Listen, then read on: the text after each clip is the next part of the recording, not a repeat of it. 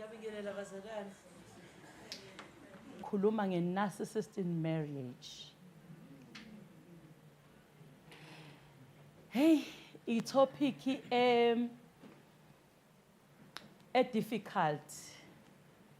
Isizathu salokho mhlambe uma ngiqala ngiyichaza akuyona into umuntu asuke ehlosile ukuthi uzoyenza.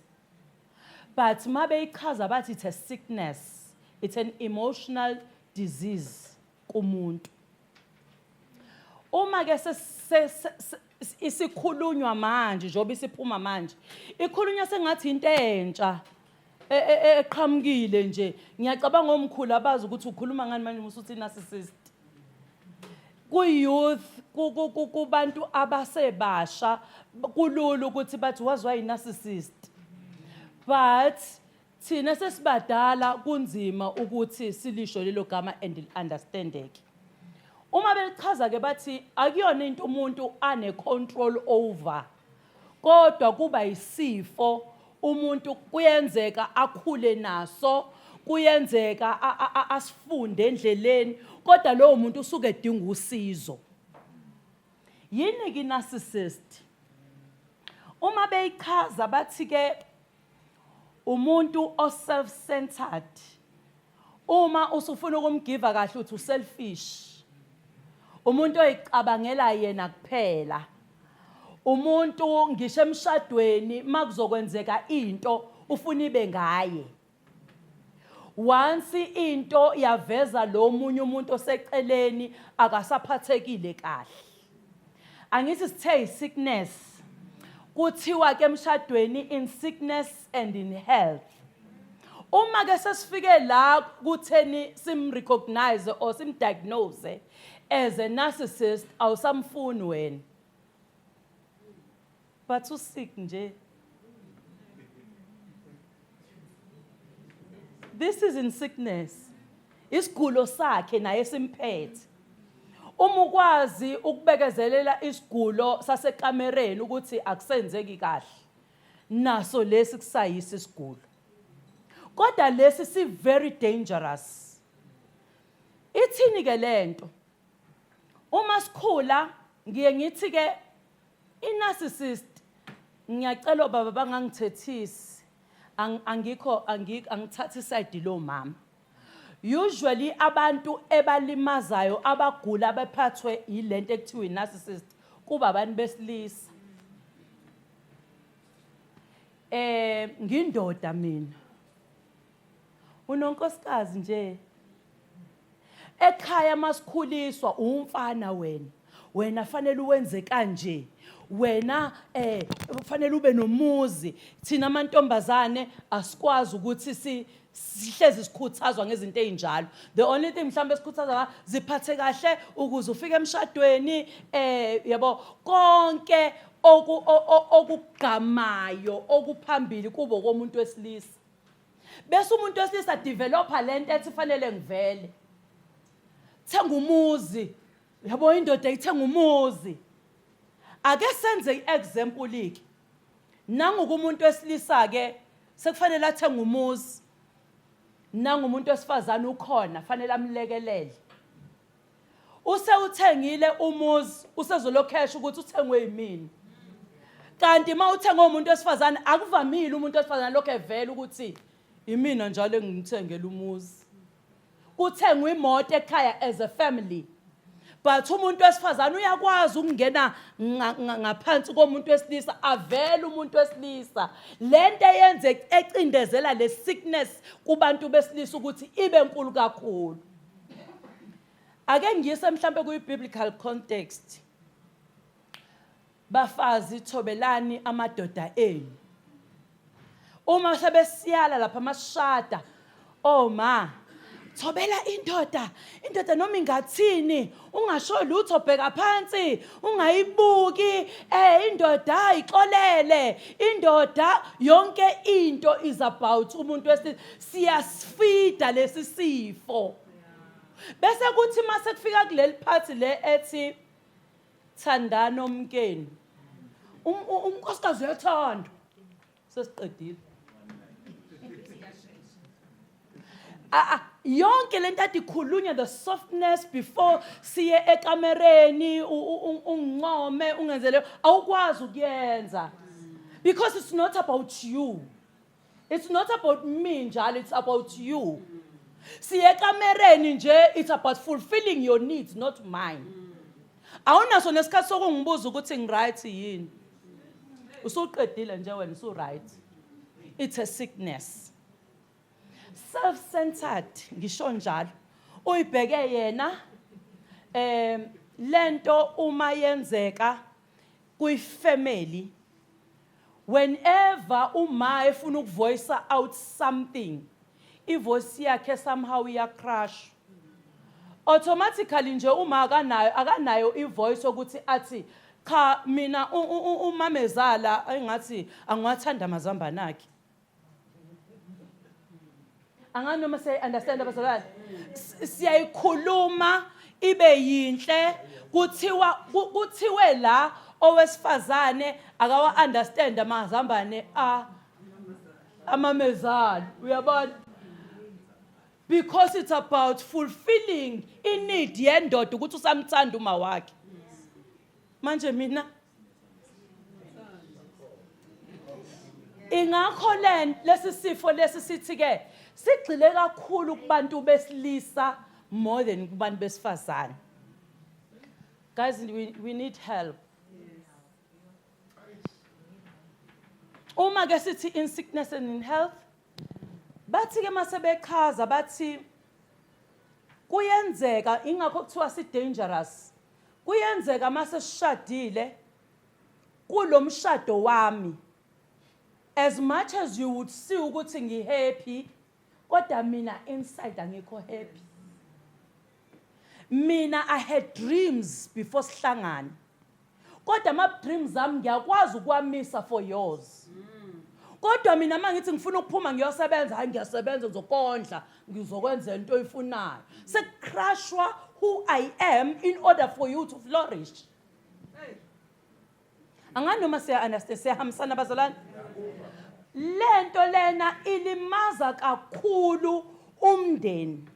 Nazi ke ingane ezila ekhaya ziyabona ukuthi awumaka lutho lana, ubaba yabo ighost ubaba. Yabona masifuna into ubaba. Yabona izwi lokugcina elababa.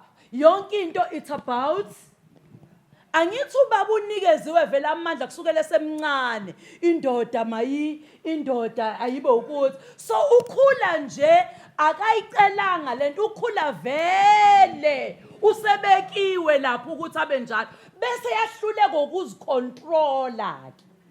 Ngoba uma uzozu diagnose as a narcissist, it's where you fail to control yourself ngalezi zinto zenzayo. Asikwazi ukuthi sisukele umuntu uma ethi la kwami akungaphunywa ngo6 bese ngithi uyi-narcissist. Kunezinto efanele uyibale uyibone ukuthi okay, this is sign number 1, this is a trait number 2, number 3, number 4, lo muntu sengiyamdiagnose, obviously uyi-narcissist. Wenze njani-ke? 1, ingaya ngithinto lo mshado lo ngoba unamandla ukuthi akushade owakhe kahle kahle. Mina ngiphelezele yena emshadweni. Makufanele siyothenga imoto, thiwa mina ngihambe ngiyocela kubaba, kodwa nginayo imali yokuthenga imoto yami. Siyaliwa ngithi sisuke emakhaya kwathiwa sibathobela ngithi phese ngiyathoba ke manje ngicela baba manje khona imoto engiyibonile ayiyinhle, hayi sizoyithenga next year. Anginayo nje imali manje. Angani noma say understand? Hayi ngoba nakhe nomona nawe in sickness and in health. Uma ke esethola ithuba lokuthenga imoto, kunobaba wake wathi uma unamandla ndoda waba nezimoto ezimbili, kukhona enkulu nencane, wena umuntu wesilisa ubothatha encane uhambe ngayo. Wenzelani? Uma bencoma umkakho bethi hey umyeni wakho uhamba ngengqovungqovu, umyeni wakho uthengele imoto engaka, ancoma yena ngawe. But i-narcissist does not understand that. Akayiboni leyo nto. Ubona sekunconywa wena sisi. Ubona nje ukuthi hawu uzofika umambane ehamba nge-twin cab ingqovu yemoto engaka. But uma kunconywa wena kusuke kunconywa umuntu wesilisa in disguise. So lezo zinto i-narcissist does not understand. Ufuna nje umuntu, hey usebenzile ndoda, hey hayi cha hey usebenzile at all times. Number 2, a narcissist does not want to be corrected. Bangaki nje omama baba nesibindi sokubahlalisa phansi ukuthi hayi mfethu kodwa la. Mfethu kodwa la hayi mfethu. Uyabona? Asinikiwe isibindi sokuthi sikwazi ukukuhlalisa phansi ngenxa yokuthi unalento levele yokuthi ngizocrush i-ego yakho. Abantu besilisa bane ego, ngiyaxolisa ukuthi lento iye kakhulu ngapha bafowethu. Isifo senu vele ke nje.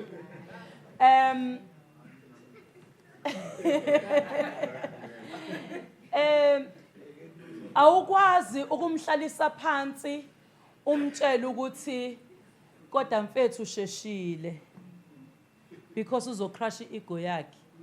What about my needs engamithekanga lapha empedeni? Did you think about that? So whenever kuzamwa ukusatisfya lo emshadweni lo uyalimala. Isilimaza umshado. Uself-centered lo muntu akakwazi ukukhuzwa lo muntu, yonke into kugcina yena, isekhaya kugcina yena, iseinganeni kugcina yena, ikubo kugcina yena. Bakhona nabesifazane. Umuke wambiza nje wamtshela ukuthi awu baby yazi ngathi umakeup kakhulu namhlanje awuthi ukwehlisa. Hawu usethi ngimakeupile ngisho khona omunye amane makeup kancane sekukhulu ke manje inkinga isinkulu la endle cha bengithi ungafaki kakhulu angithi uyakulungisa umuntu wakho nje lona manje why ube offended at all times mangabe kutshela ngento. It's a trait ye narcissist. Awufuni wena ukutshela noma ngabe umuntu ufuna ukukuyisa kuyi direction right ngempela awuzwa wena. Number 2, bana lento le esibiza lightly ngomona, jealousy. Uma kuphakanyiswa umkakhe, a narcissist would find a way to come to that stage. Abe khona nje. Ngoba ufuna kube ngaye phela naye ufuna ukuyifeatureisha khona la. Mangabe kuphakanyiswa umyeni wakho nawe thina sikubuke njengokuthi awunesikhwele ufuna kubonakale kanti she's a narcissist. Akafuna vele yedwa. Akafuna shine. It's a pity ukuthi kubantu besifazane kuthathwa njengokuthi siyamthobela. Mnikeza indawo yakhe. Kanti lesikhathi umnikeza indawo yakhe you are feeding lesisifo. Uyambona usekhona usezokunikeza amanzi. Cha bengizowathatha baba amanzi kodwa ngoba ke ufuna ukuvela kulungile bese ngibingelela nomyeni wami. Bese yasukuma ke naye ubona ukuthi ya ngibingelela. Ha baba sibingelelene nje ekhaya manje. It's my time to shine. But uma lesisifo sigxilile kuwena, you fail to understand ukuthi upartner wami fanele ashine manje. Nango ke uthole umsebenzi usethola ipromotion. A narcissist ngisho emsebenzini ukuthi sixoxa ngomshado. A narcissist will go out of their way to crush ukuthi wena uzoba iboss yakhe. Will try whatever it takes. Mangabe kufanele agodle CV yakho. Uzoyigodla CV yakho. Angithi wena uzoba nemali kangcono la endlini. Usekudiagnosile ukuthi uzophakama ungakazi uqale waphakama. Abahloniphi mangabe sebe nemali. Uyabona? Sihlanganisile nje angithi la we are together in this. So when we build together. Now ke uma usumkhuza ke umuntu wesifazane ke bavamisa ukuthi asinganyuki isithando sami ngoba uma sinyuka ngezikhundla sithatha isikhundla sisise ekhaya. Sengiyafika ekhaya sengiyiboss kanti ngiyiboss emsebenzini naye ekhaya. Thina silimala ekuthenini uma singena kulesi sifo silimaza whatever it is ekhona ekhaya in just a second. Kanti abantu besilisa kancane khona into efayo kulomshado ngenxa yokuthi wena awuboniseki ngenxa yokuthi awungiboni ngifanele ungcono mangabe uzonconywa bese kubalwa nami phakathi. Awukwazi ukunconywa wedwa. Mabethi ugqoke kahle hayi ucengelwe yimini. Yabo fanele abe khona nje fanele abe khona. Now ke ama traits engiwabalile maningana nansi ke limaza kakhulu. Elimaza kakhulu ile ethi uma ngconywa abanye abantu wena uzofika ungixeke ekhaya. Mangizama ukwenza into enhle wena nje uhlezi uyiopposer. Mina akufanele ngiqhamuke nezwi ngoba wena ongcono. Nakho ke mina umuntu wesifazane ngifundile umyeni wami akafundile. Angimcabangi nje ukuthi khona into angaqhamuka naye esile. Akana degree lo yani. Angithi niyayibona abantu besifazane thina is affecta ngenxa yezinto esinazo bese sizibona singcono. Kanti abantu besilisa nje anything can trigger a narcissist behavior. Anything eveza umkakho engcono can trigger a narcissist behavior. Angithi ngithe abanye sizalwa bazalwa benayo. Abanye yondliwa bakhule kanye nayo. Awu sengiyaxoshwa. Isishayile. All these example bazalwane. Sizibona une pride, self-centered, hero of the family manganconywanga yena akwanele. Angenza ukuthi la efamily yabona mangabe ufelwa imoto akakujabulela ukuthi ikhandekile ngekho yena. Angakwazi ngisho ukuqaqa intambo yebattery kancane so that uzofona uthi imoto ayisadumi ukuze come to the rescue. Bese ayibone right ke yena ukuthi use rescueile. Those are the traits of a narcissist. Once wena wakhombisa ukuthi mina ngiyakwazi ukuzikhandela imoto ansekho right. Leyo nto it's most of the time it leads to gender-based violence. Sengiyaphusha ke mina wena ufuni ngiphusha. Ngiphuthe nje ngithole sengiyiphezulu. Ngizothi ngiyakhuluma vele wena bang empama. Awungihloniphi wena ngiyakushaya. Mangenjalo ngiyakuncisha ekamereni. A narcissist will go out of their way to make sure they get what they want. Uma ngicela ukudlula nje kule, uma siyoshada bantu besifazane, siyayalwa ekhaya. Indoda uyinikeza indoda ungayincisha ekamereni indoda uyafika indoda iyona ekuncishayo. Iyona indoda engaperform. Sekufanele wenze njani? Angithi wena usuyacindezeleka. Sekwakheka umshado khona neconfidence khona ongenayo. Umuntu wesifazane usene low self confidence. Akasakwazi ngisho ukuhlanganyela nabanye abangani bakhe. Usezibone ngekho enough because wena uhlezi umgxeka. Njalo methu uzama into makeup awu mesenza ihairstyle uyambuka nje ungasho lutho unless kuwena okhipha imali yokuthi akahamba yoyenza. Noma ebona ukuthi abangenzanga kahle kodwa uzomncoma ngoba imali yakho. Meqhamuke selukiwe lemhlamba udadewabo wamenza awukuthandi lokho ngoba umazi ukutholephi. That's a narcissist behavior. They will try anything ukuthi bakudestroye uma uzama ukunyakaza o ukunyuka. Sigwema kanjani-ke? Ngiyaxolisa mphathi ohlelo. Asikwazi ukusho yonke into kodwa singazi ukuthi sigwema kanjani. Unfortunately, kunzima ukuyigwema kubantu besilisa. Ngoba mangisi asiye kuyi-therapy awufuni. Ngoba ngiyokhipha amahlazi akho. Ngoba ngiyosho ukuthi awunginelisi kangakanani. Ngoba ngiyosho ukuthi angikho happy kangakanani. Ngoba ngiyosho ukuthi I've been trying to make you happy. Ngazama ngabhuka amahhotela kodwa ngoba ihhotela libhukhwe yimina uthi awuba lo bhuka ihhotela ngiyilapho. Ngemali kabani. Uyangicrasha each time I try to make a step forward.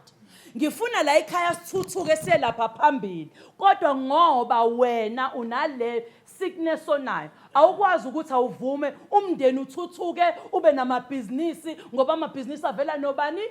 Noyedwa. That's the truth.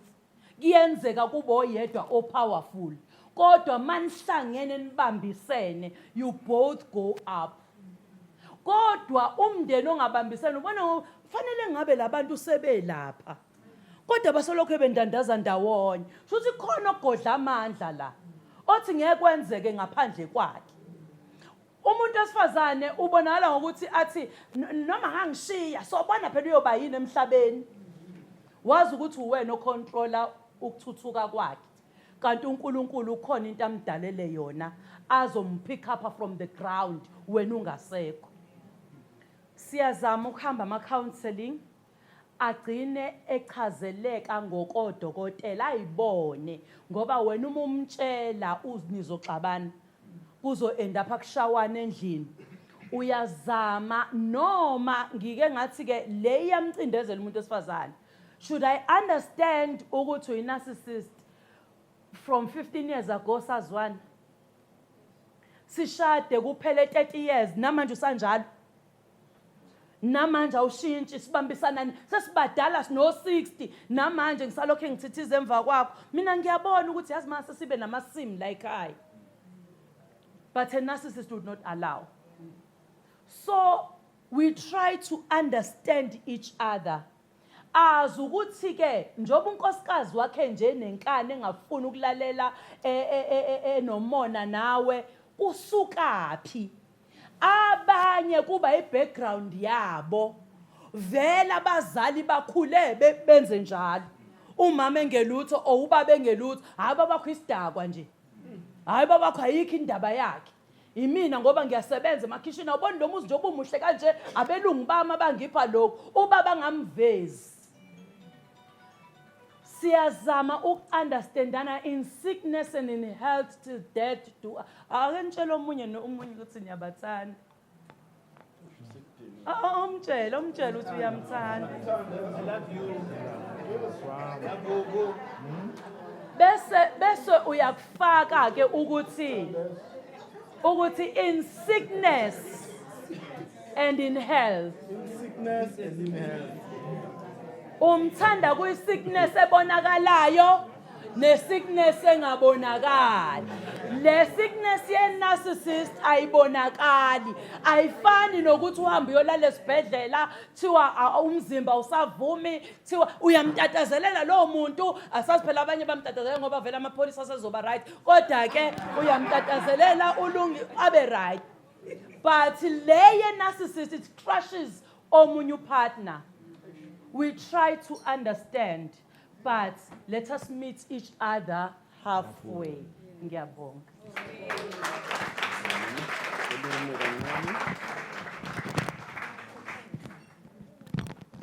Kahle isihloko lesi ngesizulu esilula abacindezeli. Ya ukuthi mawuvele uyibuka kahle abacindezeli. Ya angazi noma ukhona ohlala nomcindezeli noma ukhona onombuzo noma one comment. Ngicela babe yi2 angeke ngenze njengesinye isihloko babe yi5 abayi2 nangu sisi ngathi uyi1 vele ngathi uzogcina ngawe vele ngathi wonomcinde or umcindezeli Ngiyabonga first of all to our organizers to organize this subject, a narcissist. I was very happy mangibona ukuthi izobe ikhona because uma mkhulu wami she's a psychologist and unokusho ukuthi ukugula kwengqondo ukuthi nje asinayo imali ukuthi singayisa abantu ezibhedlela ukuthi bayolungiswa.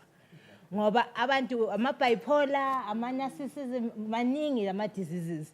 And amanye I think uDr. Unokuthi khona amanye adinga imedication ukuthi ukwazi ukucontrola your anger and your temper. And then ongizokukhomenta nje okuyi-one, I think when we're doing counseling nomuzi kuba vele comment yokuthi indoda mawunga lethe uyayirasela or awuyiphathi ngendlela umama wakho bekaphatha ngayo ubabakhe yiyo into eyenza ukuthi mhlambe akucubuke or akwade because ubabakhe akakaze aphathwe umama wakhe ngalendlela. So my comment was maybe nami give me maybe it's a defense mechanism because ngibone indlela umama asafara ngayo allow le narcissism behavior ukuthi iqhubeke. So lento sisho ukuthi abobaba baya protector based on to saying ukuthi ngoba kuthiwa kudala imshado beyilasta ngoba bomama bebenza kanje kanje, was it right na indlela benza ngayo? And icomment engivela ngayo nje yogcina ukuthi sengibona abomama abanengi bafa before bafa bayagula, they go insane, bayahlanya, umuntu agcina akhuluma i1 ngenxa yokuthi akakwazi ukuvoice out because mawunga voice out uhlulwa indaba zomshado wakho akumelanga uyoyikhuluma ngaphandle. Mawumusa ku psychologist seniyokhuluma indaba abayifuna itherapy, niyokhuluma indaba zeni ngaphandle. We understand? So into engisho ukuthi abomama bethu umama ahlukumezeke afe ashiye ikhaya lakhe narcissist ibuyile ethi umfazi omncane ixosha abantwana, lento ichubeke generation to generation. So ngiyacela kakhulu, ngiyacela ukuthi asibukeni emafamilini wethu and then sizama ukuthi sitholeni usizo because it's really a sickness. Nasemsebenzini sayibona abantu bahlukumezeka ngenxa ukuthi abantu ama narcissist ne and abakhuzeki. Umuntu makahle ngihlala ngithi if indoda ihluleka ukukhuzwa endlini izosihlupha esontweni, izosihlupha emsebenzini ngoba umuntu okumele amkhuze uyamsaba. So thina sizomenzana. So uNkulunkulu abusisa. Siyabonga, yazi kunevesi enilikhulumayo la nilisho hafu. Ningalishoni lonke. Umthobela ezintweni zonke. Kunga le yasinda kodwa uNkulunkulu usho kanjalo. Hayi ukuthi umthobela makegula kuphela. Ezintweni zonke.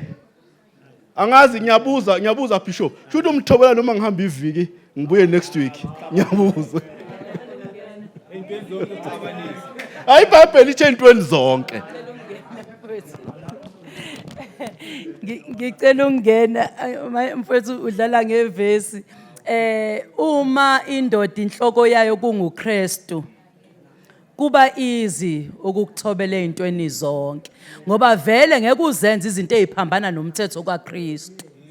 Amen. Yabonga mama. Ya le party iphelile siyabonga. Ngicela nishayeleni izandla ikhulumi zethu ngiyacela. Ngiyacela uma udinga inamba yomuntu bekakhuluma mina angeke ngidisclose mina. Ngicela uye kuye. Mangabe mhlawumbe ubabhade belozoza na umthandile ufuna akusize somewhere ngicela uye kuye akunikeze inamba. O mhlambe khona ulwazi oludingayo ngicela uye kuye. Ngicela phinde nishayele izandla. Yazi iCrowd yanamhlanje iyahlonipha iright inabo mama inamsi. Mayinaba singabo baba sodwa man kuba nechaos.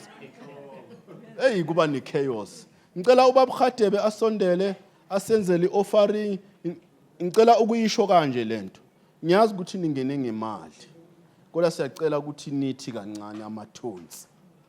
Ngicela ubabhadebe ngiyazi ukuthi siyacela omunye ngaye emotweni ayilandi mayisemotweni. Oh. Asana mbuzo manje. Cela alunge ubaba umlangeni azosenzela ipraise and worship. Oh, nginibingelele nonke ma couples. Negama elihle lomfowethu wethu Jesu Kristu. Amen. Yimi phela bathe namhlanje akucoachwa amavesi. Yimi phela enginemvume yokucoach amavesi.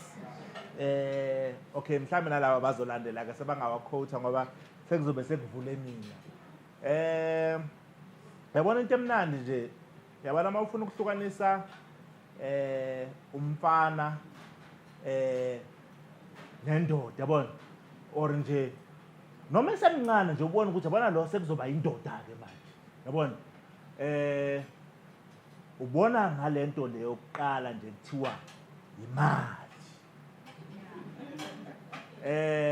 yabona nje umfana makathola imali yakhe yabona mosi ya mina ugogo wathi ngalesikhathi ngisesewumfana before ngizofunda nje leBhayibheli ngizofunda lezi ugogo wathi mayebona ukuthi no yabona lensizwa ngathi seyakhona ukuthi yenze imali manje wathi kimi yabona mfana njengoba uba nemali ungathengi ikoda uyidle phambi kwalabantwana bakini bakubhekile wena sowuzothenga isinkwa usibeke la usike 2 slice yakho uflathela ibreadini bonke laba abanye bazosala bazidika ngale sinkwa lesesinye sisele hey manje lokho ehamba insuku nyababona musabanye bayawathenga amakoda kodwa mina kufanele ngithenge isinkwa ngisibeke la badle bonke abantu mangingenayo imali yekoda ngiyababukela musabanye badla amakoda bodwa ngoba yabona ikoda ngidlela yona wedwa nje mawuthenga isinkwa ushayele uthi usilo yakho ushiye bonke ngase senyabuyela kugogo ngathi hayi gogo khona ungahambi kahle yini ngathi le ndaba uyitshele mina ngedwa nje laba abanye bona ubatshelanga wathi no ngibatshelile bonke kodwa wena ngibonile ukuthi ngathi uzoba indoda ngoba uyayigcina lento engiyishoyo awucabangeli wena wedwa ucabangela nabanye from that day ngayithenga nabangawadla amakoda mara mina ngizothenga isinkwa wonke umuntu adle mangifuna ikoda ngizoyithenga ngingekho ekhaya ngile kude le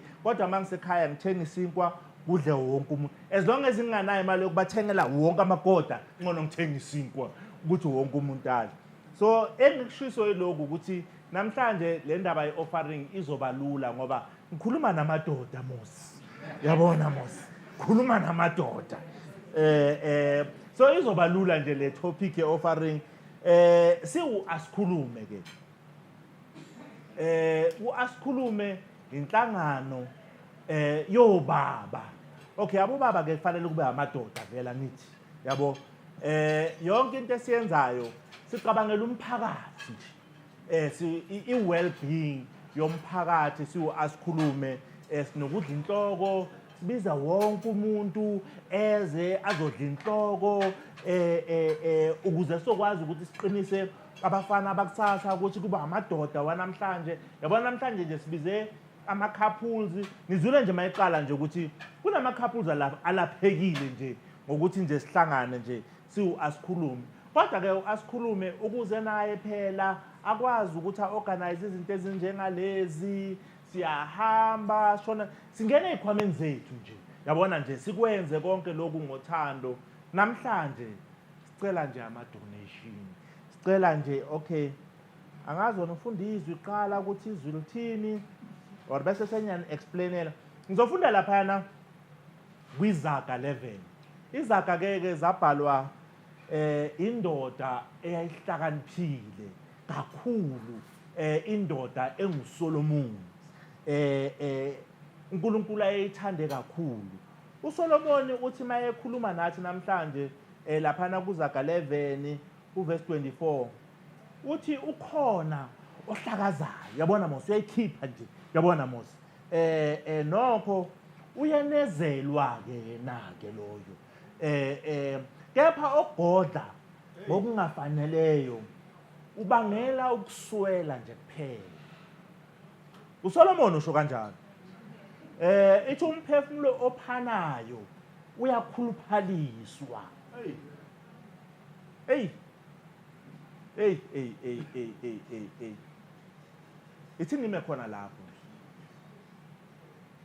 lapho ne la ethi khona umphefumulo ophanayo uyakhuluphaliswa yabona nje bengihlala ngibatshela bathi ngathi soyano nasoba nomkhaba ukuthi umunye umngane nami naye ngathi uyithathe serious le ndaba ngathi indoda engenamkhaba mani childish yabona kusho ukuthi njazi na uphanda nje uNkulunkulu yabona mosinaye yabona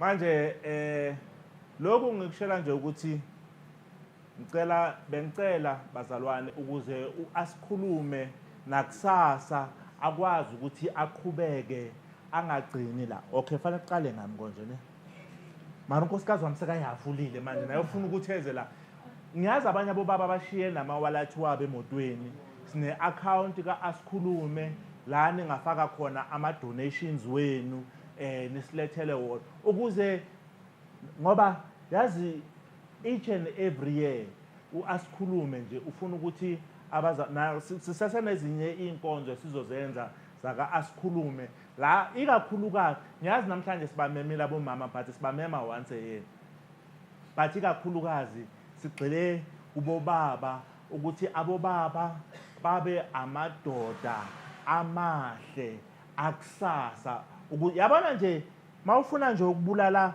isizwe bulala indoda nje yabona wabulala indoda nje ayisizwe usibulele thina sakhe indoda nje ukuze kwazi ukuthi kwakheke isizwe esihle sase South Africa so njengoba silana nje asikhuluma akayikho umunye wasikhulume la eSouth Africa yithi nje sakha sibhizi nje neSouth Africa yonke nje kulo nyaka besiseThekwini ngomunye nyaka sikuphi kwaMhlanga ngelinye ngoba sibhizi neSouth Africa yonke nje isifiso sethu nje ukuthi kwakheke indoda eqotho yase South Africa kanjalo ke uSolomon usekashilo bazalwane wathi umphefumulo omphanayo uyakhuluphala nizobona nje yabona nodokotela wethu nje nizombona nje naye nje ngicela inkosi yomusa ithele umusa amen seningeza ke nizopha bazalwane ayikho ingozi ningamlaleli udokotela uthe abakhulu ba obese cha no omncane uchildish ongathi ngiyabonga bazalwane ngicela uBishop elect Mlangeni eze asosenzela ipraise worship sokuyisikhathi sokuthi niculeke manje lesi sikhathi sokuthi nicule manje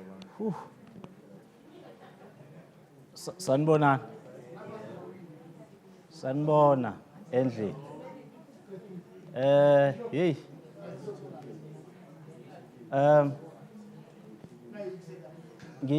ngithunyiwe ke la ekhaya endaweni engithunywe kuyo inkinga nyana ngendlela esekukhulunywe ngayo hey kunzinyana ukutransitiona uze ngapha la khona especially sesidle nokudla sengibasathi nyazama kunento engiyifakela ngibambile manje nalapha kusafaseki babu Hadebe indaba leyo kuba childish ngathi ayisebenzi la kimi bengithi izosebenza ngiyabona ngathi ayisebenzi hey uNkulunkulu muhle bazalwane uNkulunkulu wethu muhle kakhulu ngenxa nje yesikhathi asiseze ukusho okuningi babu Zondo sizwe kahle nje sizwe kahle angifuni nokuya lapha ya kodwa nje sizwile ake sitheni wenzili Zulu kanye nomhlaba Jehova umelusiwa alright mhlawumbe yimi wenzili Zulu kanye nomhlaba Jehova umelu owenzile izulu owe kanye nomhlaba kanye uJehova umelu lapha ya ngenxa yesikhathi kunalento engiyithandayo lapha mawufunda nje uqala uvula iBhayibheli verse yokuqala kuGenesis chapter 1 verse ka1 Zule Nkosi lithi uNkulunkulu wadala izulu nomhlaba mayibonge inkosi then uma wehla uqhubeka nayo ifunda lethi iBhayibheli ube esedala uNkulunkulu udalile okunengi wakudala ilwane wadala wabe sedala umuntu kodwa kunothisekayo lapha kumuntu lethi izwi likaNkulunkulu kungathi kune disclaimer lapha ethi asidale umuntu but ngomfanekiso wethu mayibonge inkosi okusho ukuthi thina siwumfanekiso kaNkulunkulu therefore ke uNkulunkulu uma uqhubeka neBhayibheli ufunda indaba yami ilapha kuExodus ku chapter ka3 verse ka14 uNkulunkulu uthuma uMoses uthi akayokhipha abantwana bakwaIsrael eGibhithe ezweni lobugqila kodwa kunento uNkulunkulu ayikhuluma noMoses uma esamthuma therefore kuverse ka14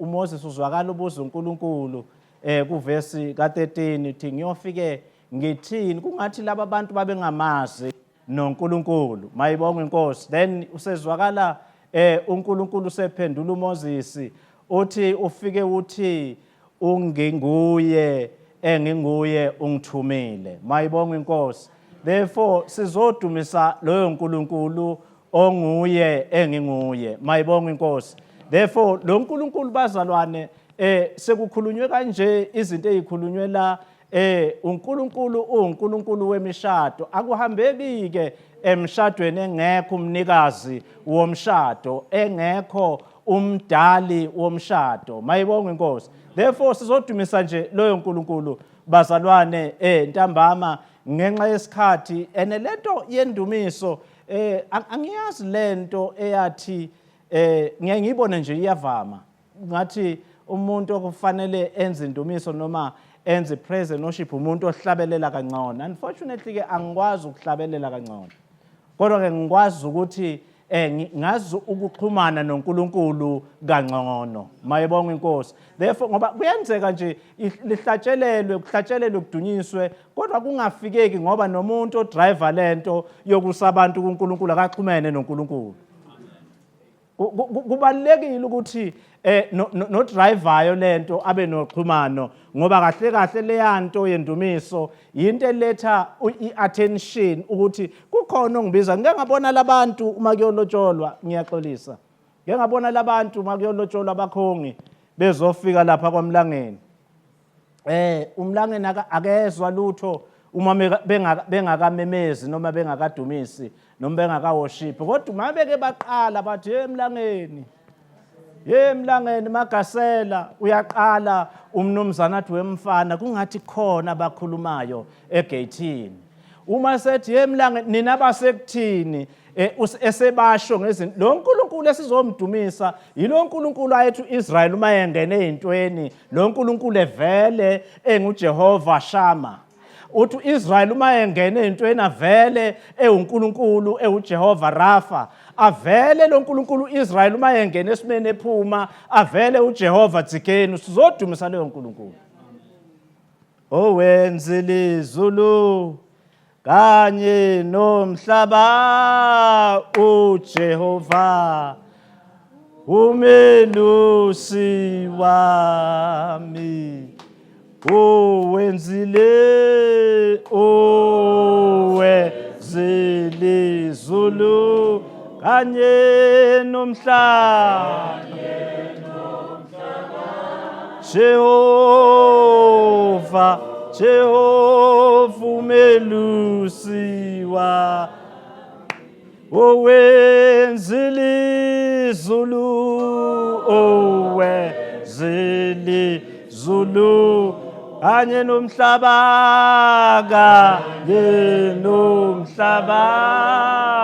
uJehova umelusiwa. Let's pray. Baba wethu omhle sewenkosi yethu Jesu, size phambi kwakho uNkulunkulu wethu, size kuwe uNkulunkulu odumisekayo.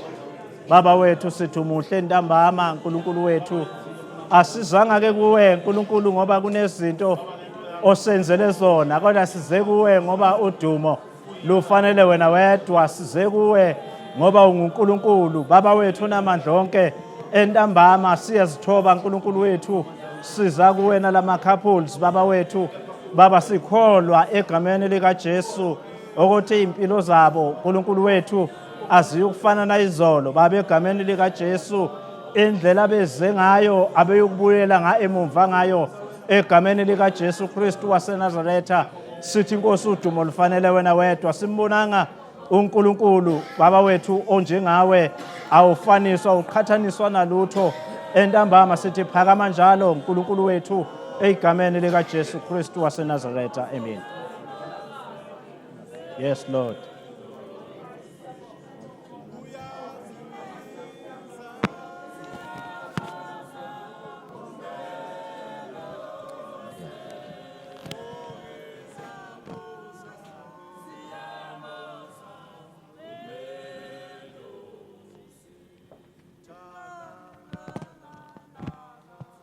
Singathoba, ngiyabonga.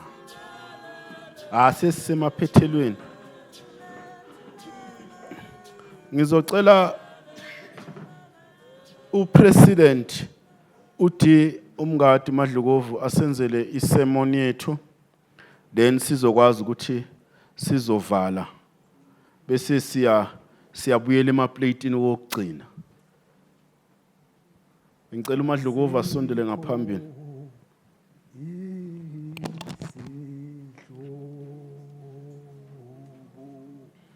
Oh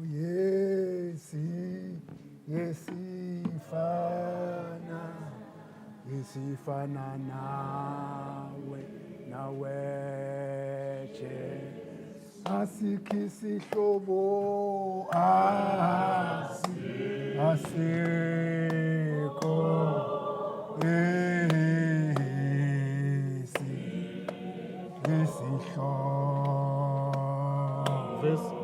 yesifana naye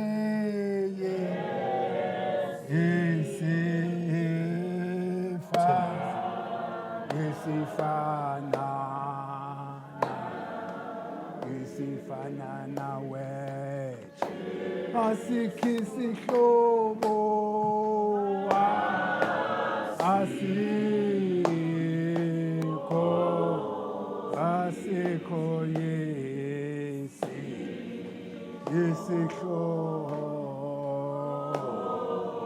yesifana nawe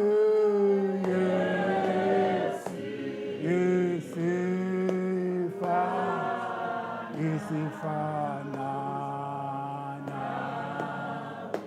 nawe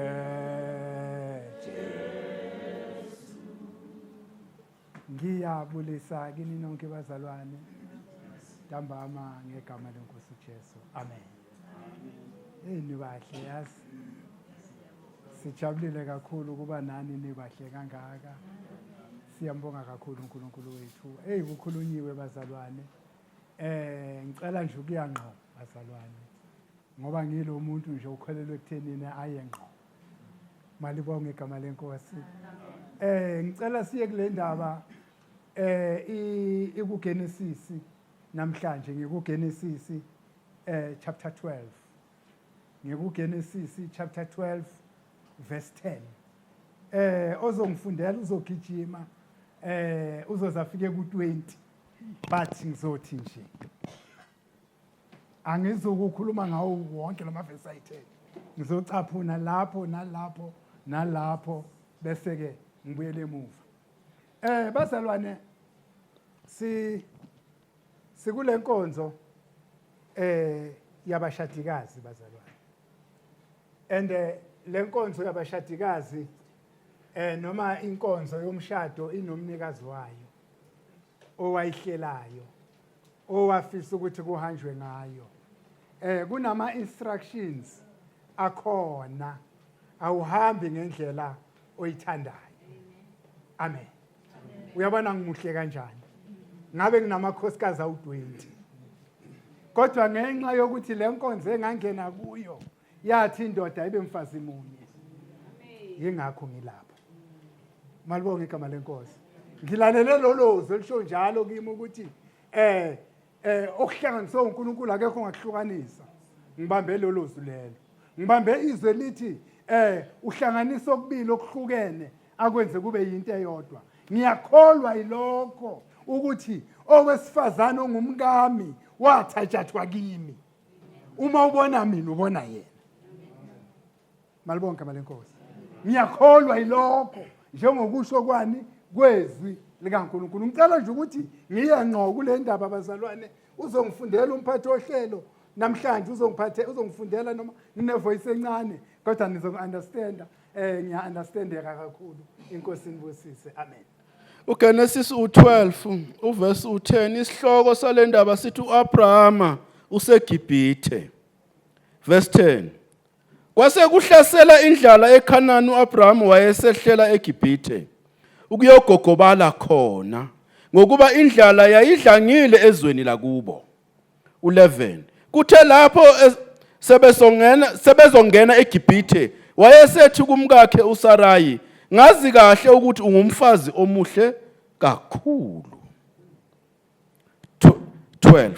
Kuyothi uma amaGibhithe kubona athi ngumkakhe lo, bese mina engibulala kodwa wena akuyeke uphile. 13. Ubotshela ukuthi ngudadewethu khona ezongiphatha kahle ukuze ngisinde ngenxa yakho. 14. Ekufikeni kwaAbrahama eGibhithe, amaGibhithe ambona owesifazane ukuthi muhle ngokwendlulele. 15.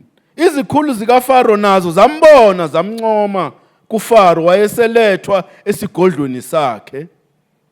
uFaro wamphatha kahle uAbraham ngenxa yomkakhe. Cela ukuthi kwaphinda lawa. uFaro wamphatha kahle uAbrahama ngenxa yomkakhe. Wamxoshisa ngezimvu, izinkomo, izimbongolo, amakameli, izinceku nezincekukazi. uSimakade wamshaya uFaro nabendlu yakhe ngobhubhane ngenxa kaSara umka-Abraham. uFaro wayesembiza uAbraham wathi kuye, yini lento oyenzile kimi na? Awungitshelanga ngani ukuthi umkakho na? Usholoni ukuthi udade wenu ngaze ngamthatha ukuba abe ngumkami na? Manje ke nangu umkakho, mthathe uhambe. Elokugcina u20. uFaro wayeseyaleza abantu bakhe ukuba mabakhombe indlela abeze ngayo uAbraham nomkakho. Nakho konke ayenakho. Wehla eKhenani ngenxa yendlala. Wehlela eGibhithe. Uma efika eGibhithe ehamba nomkakhe uSarayi, ukhuluma ulimi lwaseGibhithe olungelona iqiniso. Sondelani. Ululeka uSarayi ukuthi akafike athi uma befike eGibhithe akafike athi ungudade wabo, angathi ungunkosikazi wakhe. Ngoba uma engathi ungunkosikazi wakhe uzobulawa uAbraham. Malibonke igama lenkosi. Ithini ke le ndaba? Ithi kwenzeka kanjalo uma befika eGibhithe, wafike waba udadewabo, ngoba into eyidala ukuthi uAbraham athi akafike athi ungudadewabo, isizathu yikuthi wayemuhle. And ebona uAbraham ukuthi ngobuhle bukaSarayi angabulawa yena uma kungavela igama elithi umkakhe. Amen. Lithi izwi likaNkulunkulu behla uma befika lapho wafike wathi ke yebo ungudade wabo kaAbraham. Lithi izwi likaNkulunkulu wafike wathola izinto ngenxa yokukhuluma amanga athi ungudade wabo kaAbraham. Nayi indaba yami isekuthenini uma ngabe wehla eKenana ungena eGibhithe ufika khona mawukhuluma izinto khona ukhuluma izinto ezingelona iqiniso ende kubanga ini na wayeqoshwa indlala ezweni lesithembiso eKanana kodwa mayehlela eGibhithe ngenxa yendlala wafike wazuza ngamanga angena ngawo eGibhithe ukuthi uSarayi ungudade wabo. Sondelana bazalwane. Ithini le ndaba? Ithi le ndaba le uma ifika lapho uAbraham uyazuza ngalokho esezuzile ngalokho uAbraham unkosikazi wakhe uyathathwa kuye unike uba umkaFaro eGibhithe. Malibonga igama lenkosi.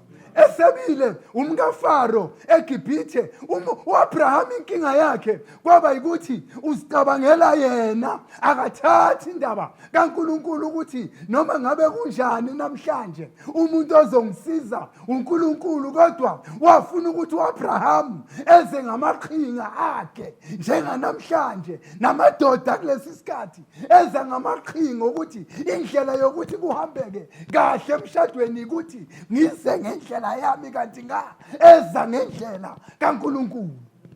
Abazalwane abakhulumile labathe le ndaba iqala kuNkulunkulu ize kuJesu ize endodeni ize kowesifazane ekhaya kodwa abantu bafuna ukuthi bayihambise ngeyabo indlela okungeyona indlela kaNkulunkulu. uAbraham iphutha lenza lapho uNkulunkulu kukhona indlela ayingayenza ngithi uNkulunkulu uyavikelana ngithi uNkulunkulu uyasizana ngithi uNkulunkulu uyathwalana uNkulunkulu zobathwala. Ingakho mawehla uze emavesini aphansi lithi izwi likaNkulunkulu uAbraham wangena uFaro wangena enkingeni ngalokho ukuthi uthatha umkaAbraham.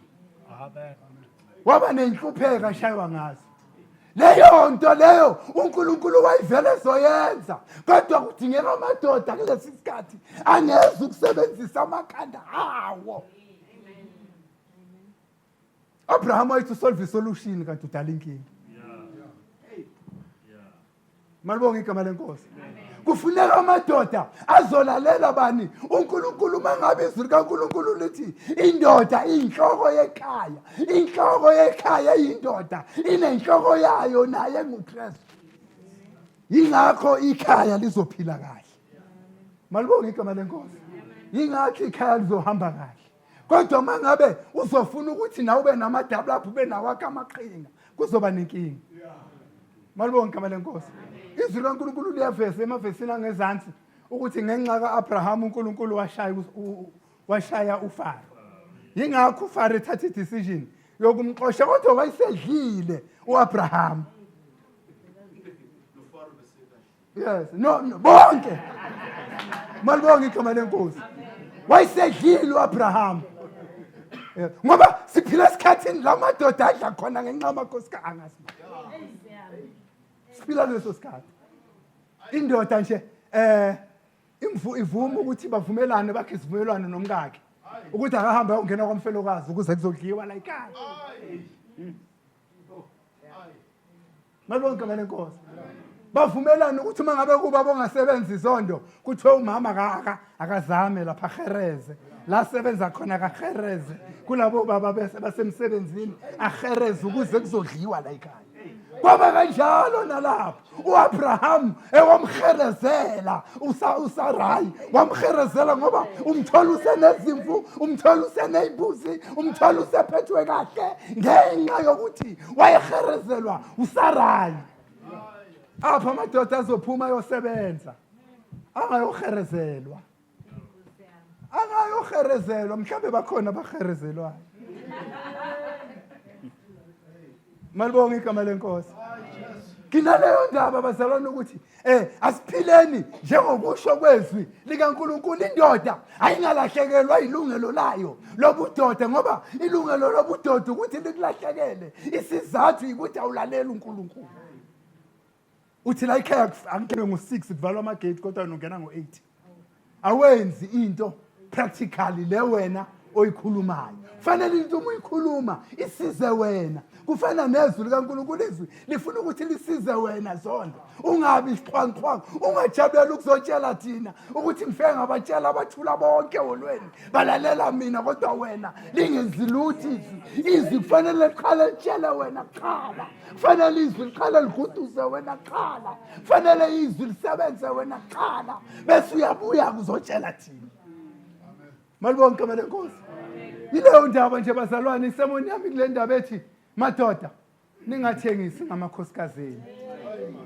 Ungamphiki umkakho. Siphila esikhathini amadoda athi umkami ulapha yana nje. Mangathiwa ke imuphi uyamphika umkakhe. Ulapha yana nje.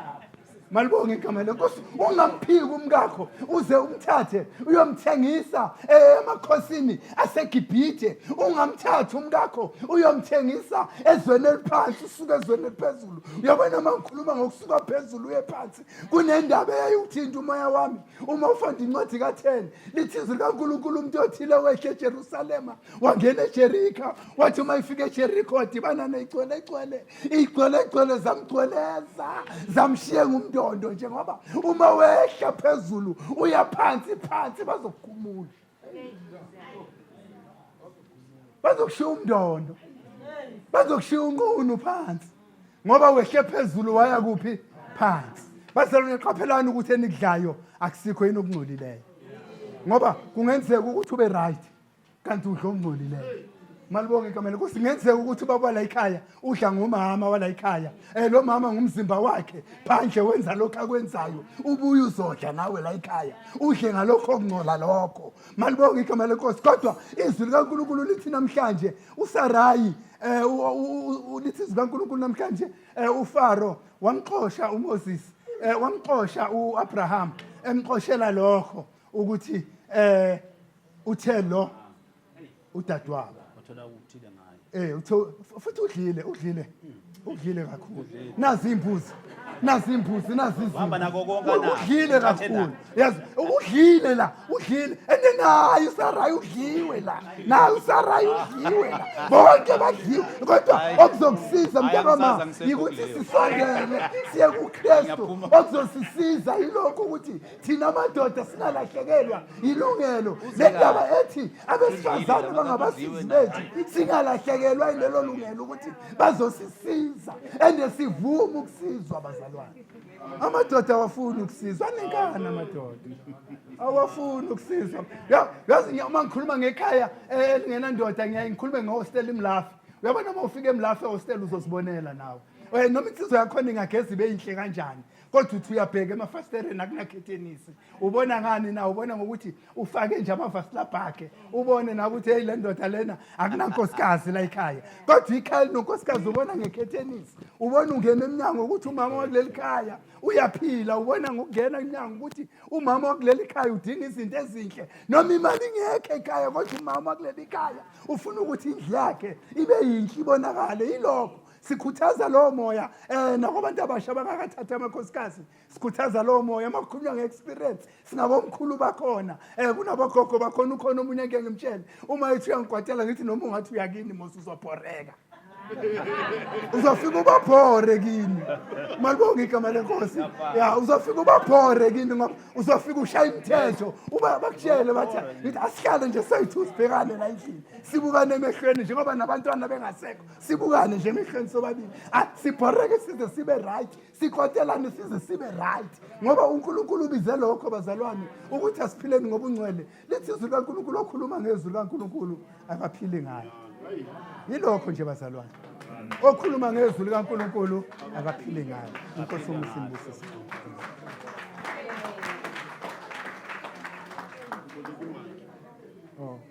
Igimi. Amen. Khumule babusho ungambi lento zabantu. Ngenzi nje ngofaka. Siyabonga Madlokovu, siyabonga. Sesifika emaphethelweni ngempela. Singene an hour late, siphuma 2 hours late. Akukho bad kakhulu. Ile sihloko sika mama Zala nje esenza ukuthi sithathe. Kodwa baba umngadi ungilethele isihloko esisho ufanele singene ngezwe alifundile babuthabethe. Kulesikhathi samanje siphila njengane insonto eziyoni. Kunabo baba abangasebenzini bathatha nithi wena ngizokukherisa wena. Kuchaza ukuthi nawe sowubaba wakwami phela. Mangithola imali kuwe. Na wena nakwami sungakwazi ufike kwami uthi mbatha uyothenga ama chips bamba na imali usale kwami uhlale ngoba umkamudliwa uwe. Angazi asikise ubaba ulo baba oshumayelile nami ungifaka ukuthi kuchaza ukuthi njoba sila sizibuza ukuthi whatever engidlayo mina angeke kusasa ingidalele inkinga na. Kune fashion ekhona manje kunabo baba nje abangafuna ukusebenza hayi ngoba benganamakhono benamakhono yaba bahlangana be right and uma umlanda ukuthi mfethu ikhono lakho ngiyalithanda woza sondela sisebenze athi ukhona ubabthebethe ngesonto ubabthabethe uzonginika imali engaka makuphela inyanga. Ende ekugcineni ubabthebethe kuchaza yazi imali edliwa kwami mangase yami kuchaza ukuthi lo baba uyu baba wakwami.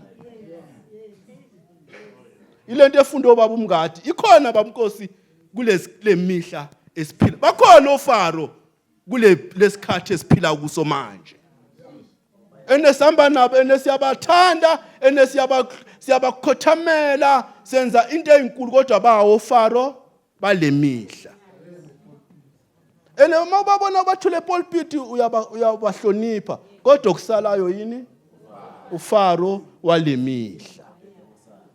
Ngicela ababhlabangani asondele ngicela abomama laba abagane labo baba baku asikhulume beze ngapha bonke.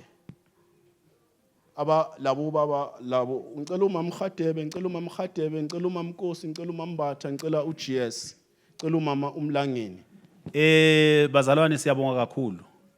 Siyumndeni wakamtshali ithuba baba Nkosi nabazalwane bonke abaku asikhulume ukuthi sizela ngaphambili sizokwenza umsebenzi onzima kakhulu ukujaja abantu. Uzwe nje umuntu noma uthi amcorrect athi uyangijaja. Manje ukujaja umuntu akusinto elula. Ngoba singenzakala sijaje ngendlela sojaja ngakhona. Masiqeda lapho nijaje mina. Masiphuma la ngaphandle bese ningibizele eceleni ukuthi awuchaze kahle baba. Ujaje utheni? Uthi mina yini engawinanga? Manje ngizocela nje kuba Mbatha ku program director namhlanje ukuthi mase siqedile phume thina qala si-start imoto mase nibona ama light lapha yana bese ningasukuma ke sesihambile thina ngithi ngezwakala ngithi. So bazalwane ukuqala nje ngizokuthanda ukuthi ngikusho nibahle nonke abazalwane cela nishayeleni izandla nibahle kakhulu uma simenyiwe abazalwane bayimisele kakhulu babushandu baba Nkosi ukuthi ubaba Nkosi uhleli kude nesathanda ukuthi lokhu sikuveza mfowethu kuyezwakala ngithi bazalwane.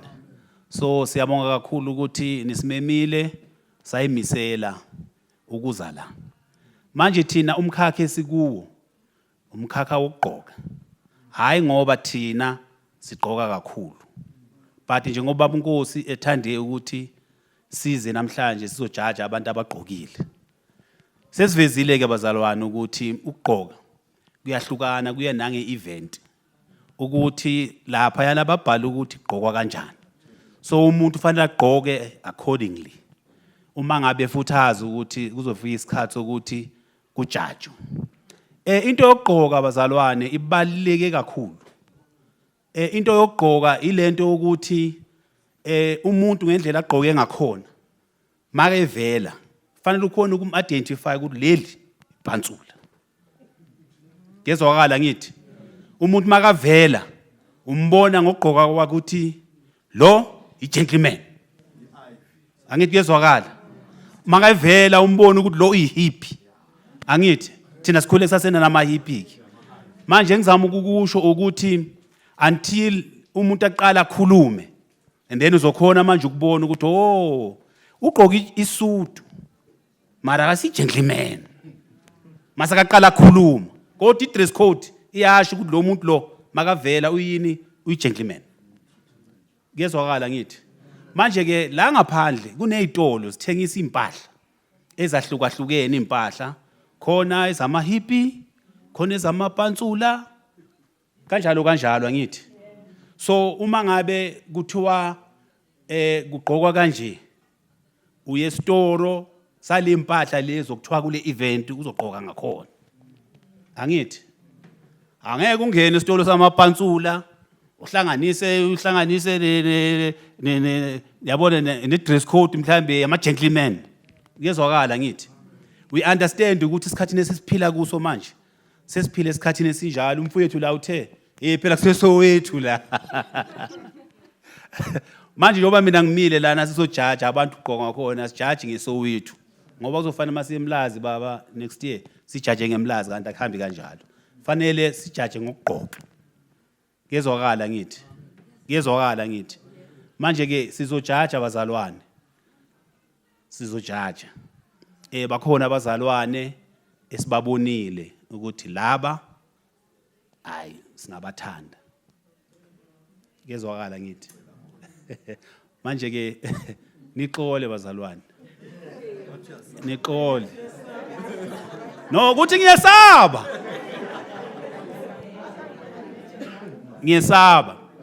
Sizowakhipha amakhaphulu wethu khona amakhaphulu wethu agqokile kahle mahle bathola ukuthi ufaka amateki. Hayi lo vele simkhiphela iceleni. Uyabona? Khona amakhaphulu wethu thola ukuthi ligqokile mara lifaka ibro. Uyabona? Nama accessories awabheka nebag. Angithi mele umuntu abe class. Shaya ibag siyibone na ukuthi hayi le bag ihamba ne-outfit. Angithi sibone ne-wash. Sibone nje na yonke into nje. Sibheke konke ukuthi kuphelele konke na. Angithi. But before sizofika lapho okokuqala wena nje mawugqokile ngakayibali ikhaphula. I-dress code yakho iya complimentana yona na. I-dress code yakho wena iwedwa. Before izo complimenta i-dress code yalo muntu ohamba naye. Niyangizwa ngithi. Wena i-dress code yakho iya complimentana na. Ngoba ukugqoka masiqala thina ukufunda ukugqoka ngixolele mfowethu. Masiqala ukufunda ukugqoka qale ngokumesha qala. Kwathiwa manigqokile mele nimeshe or mawugqokile mele kumeshe. Yadlule yokumesha. Kwathiwa manje sesibreaka the colors. Ngiyathi you break the colors. Uyagqoka ugqoka but you must break your colors. Segqoka kanjalo ke manje. Angithi so zonke lezo nto sisibhekile ukuthi khona ibag, likhona iwashi, khona ini. Before singeneke angazi ukuthi umama ufuna ukusho something. Umama uthi right. Njengoba umama angasho athi right. Angisi ana sister nithi. Angisi nasa sister ngithi. Kusho yena ngithi. Angisi ana sister ngithi. Nasa sister yeah. Kona lokho. Kusho yena ukuthi kube yimi engikhulumayo ngithi. Ningathi mase ngihambile bese niyangijaja nithi hayi kodwa lo nasa sister. Ngezwakala bafowethu. Ngizoqala lana ke. Sino number 1 no number 2. Mara soqala sibizo number 2 qala. Sine couple. Dala bakhona ku field, dala bashadile, dala ngibabona baqoka kahle. Futhi into enhle ngabo bayischeme. Bahamba bayischeme.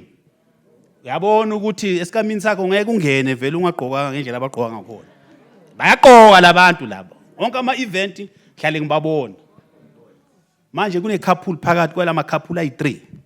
Kune couple lapha emuva yakaSibisi, kune couple yakaNtombela, Couple yakaGadebe. Angithi kezwakala. Abantu laba bahlala bagqoke kahle. Couple number 2 yethu ubaba Gadebe. Cela nimshayele izandla.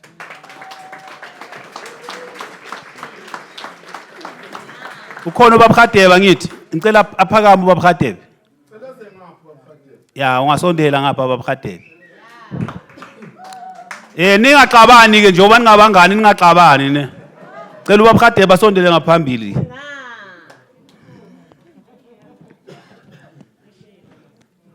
Futhi ubaba Gadebe ubuya besibali wami.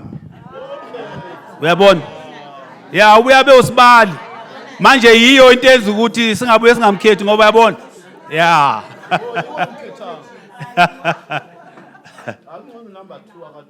Ya. Ngicela nibashayele izandla. Bashayeleni izandla.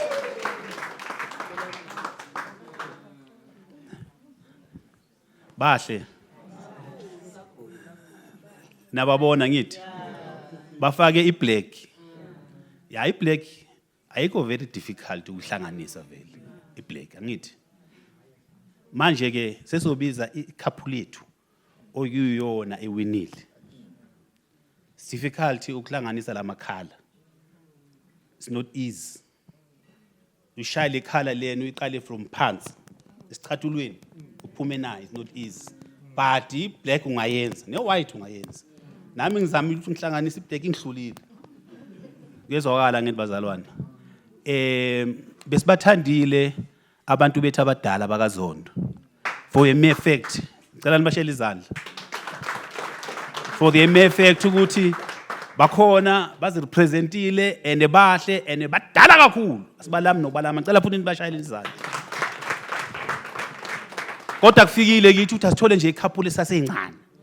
Izokwazi ukulala ehotel ivuselele umshado wabo. Amen. Sibakhuthaze. Angithi bakhulu sibakhuthaze nje ukuthi bayizwe lento yomshado ukuthi imnandi. Amen. Amen bazalwane. Ya bazalwane nesibongo saba angibazi. Angibazi ukuthi abobana amagama abo nezibongo zabo futhi angibazi. Nokuthi bakhonza kuphi futhi bengazi nokuthi bazoba khona. Kodwa bona bafaka iBokley green. Cela basukume baze ngaphambili.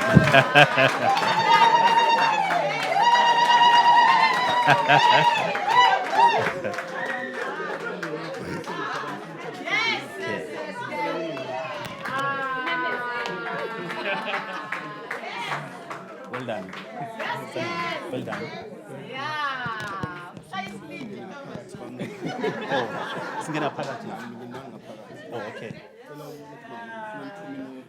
Alright. Ngixolele baba kuma phambi komama wakwakho. Iprize eyabo sizobabhukhela la ehotel abazolala badle ibreakfast ekseni.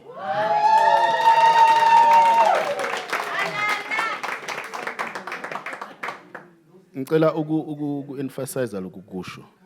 Asinikeze imali. Thina sibhadala ihotela.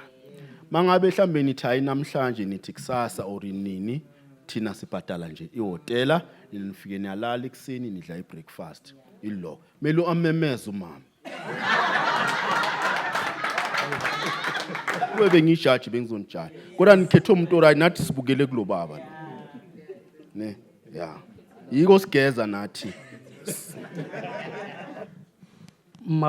Mangibingelele kumphathi wohlelo ngibingelele ngoba sinabantu abadala bengime kahle.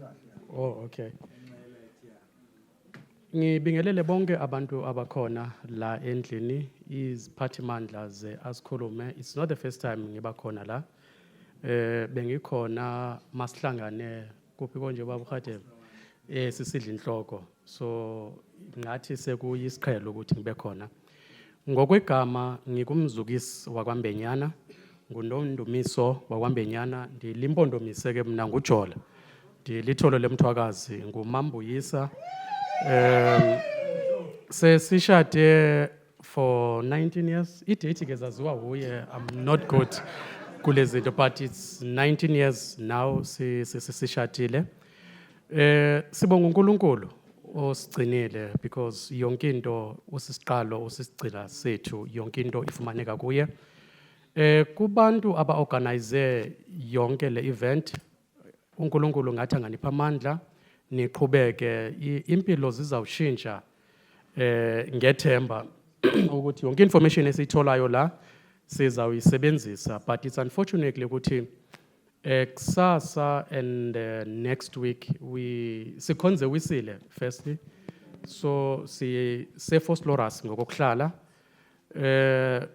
Kusasa and next week we have i-convention ezayo kwi-district yethu eseyiswa, so asizukhona ukulala today and next week, but that week sizakwenza i-women on top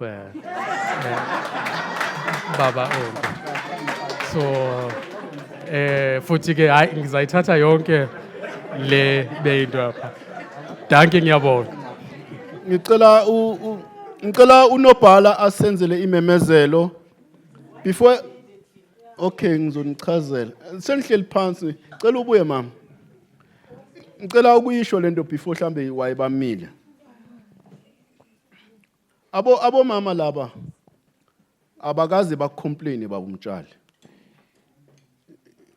It's been years sikhipha imali senza lezi mhlambe ngabe sesihlala endlini ezinkulu kodwa mhlambe uNkulunkulu into ayibekile kithi leyo.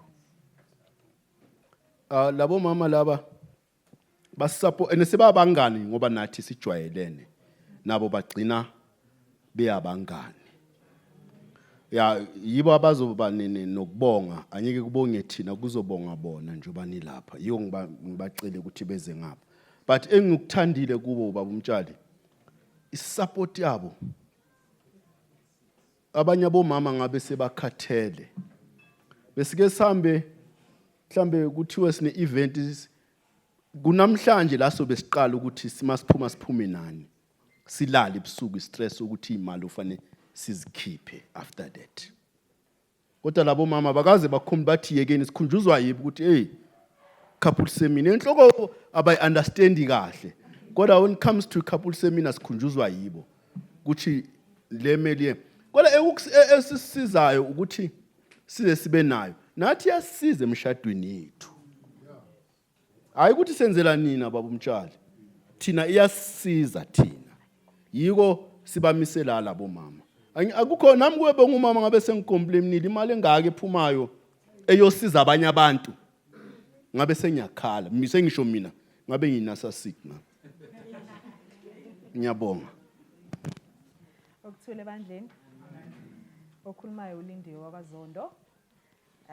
EGS Asikhulume Network Connections. So ngiza nezimemezelo. Esokuqala isimemezelo ukuthi i-event le izoposta ku YouTube. Njengoba ubona ishootwa uzo-subscribe ku Intunga Video Productions. Khona ukuthi uzoyithola i-notification ye-event base iphumile. Angeke ngisho ukuthi nini but very soon. Okay, and then okwesibili nge-7 zika November i-ANC ine le event ekuthiwa si-understand. Event yo baba. So as it's an annual event, so izobe nge-7 zika November, save the date. Ama venue nama details they will be communicated in due time. And then nge-14 zika November. Sine couple lethu la ekhaya eshadayo futhi. Sicela bavele ngaphambili. Sicela bavele ubaba uNkosi nomama uNkosi. Sicela basivelele sikhona ukuthi sizobabona sazi ukuthi velani mama.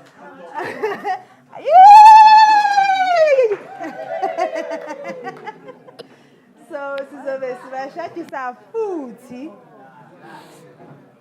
Kukhona bengisabatshela ukuthi abanye asikangeni kokuqala bona sebangena kwesi2 kwesi3 bashada kwesi2 kwesi3 kwesi4 abantu bafile ukushada kokuqala so nge-14 zika November sinayo leyo nkonzo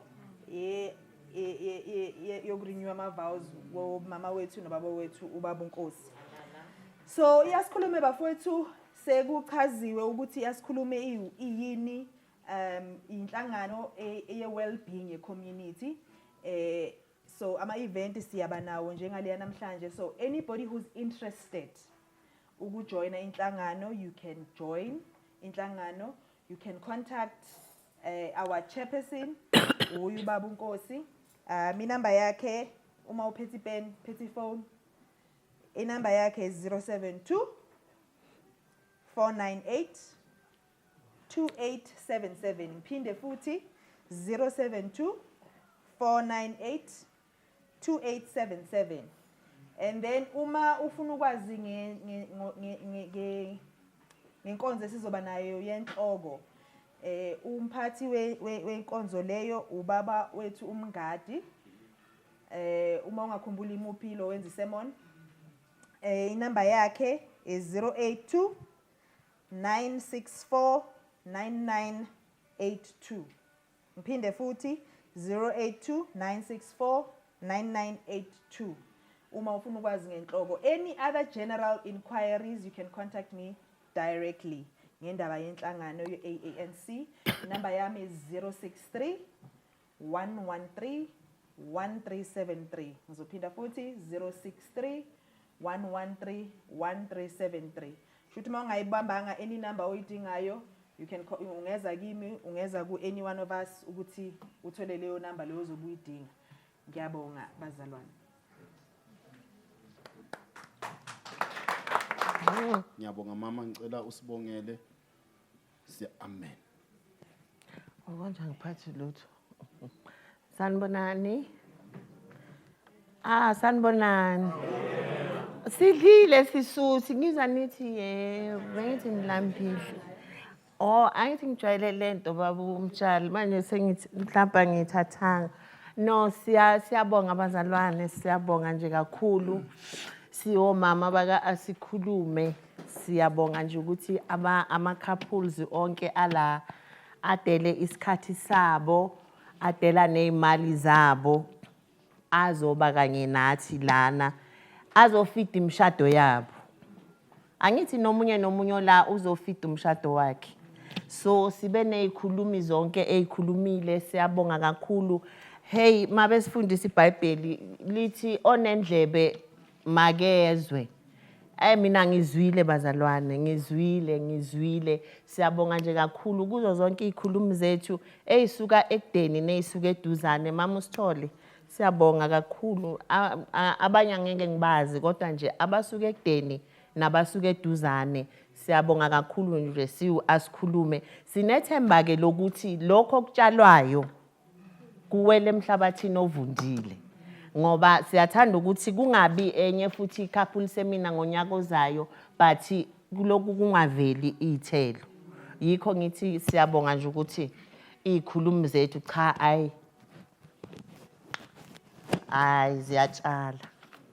ziyatshala impela imbewu iyangena impela imbewu iyangena. So nje ngamafuphi ngifuna ukuthi nje kuwo wonke ke nje ama-couples hayi namhlanje kusho nongazange akhale namhlanje akayokhala. Amen. Hayi